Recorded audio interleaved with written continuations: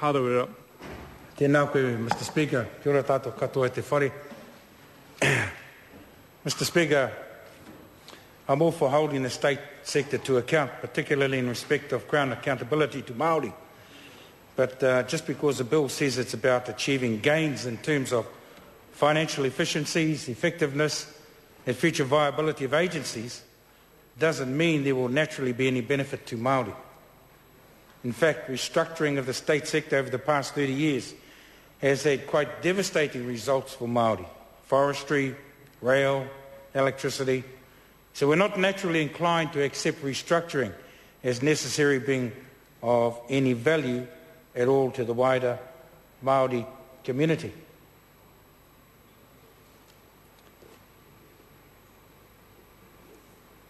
But we do support annual reporting on the capability of the state sector to achieving outcomes for Māori, because such reporting will highlight the fact that in many cases what is being done for Māori by the Crown can normally be done far better and far cheaper by Māori for Māori anyway.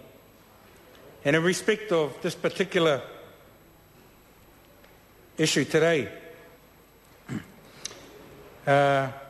we recognise that whether it be through whānau ora, Māori economic development, housing or education, empowering whānau, hapu and iwi to develop their own future is the only model that can lead to genuine and sustainable success. So we're keen to see any outcomes achieved across the state sector which will actually improve the situation for tangata whenua.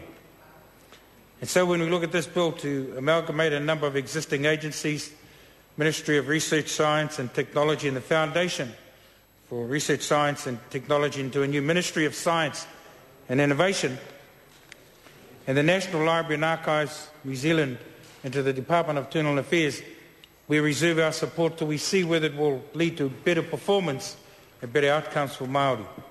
Government agencies are often restructured in the belief that the change will lead to better performance, but bigger doesn't always mean better, particularly when considering around the development and management of intellectual property issues. I want to focus here on the proposed amalgamation of the Ministry of Research, Science and Technology and the Foundation for Research, Science and Technology because of the importance of research and development in driving Māori innovation. In the past, both the Foundation and the Ministry have made very little funding available for the achievement of Māori research goals or the development of Māori research capability. And there have also been some quite glaring inconsistencies in the review of funding for Māori research. Māori researchers have spoken openly about their frustration with respective ministers who have either not sought or ignored the advice from Māori research personnel.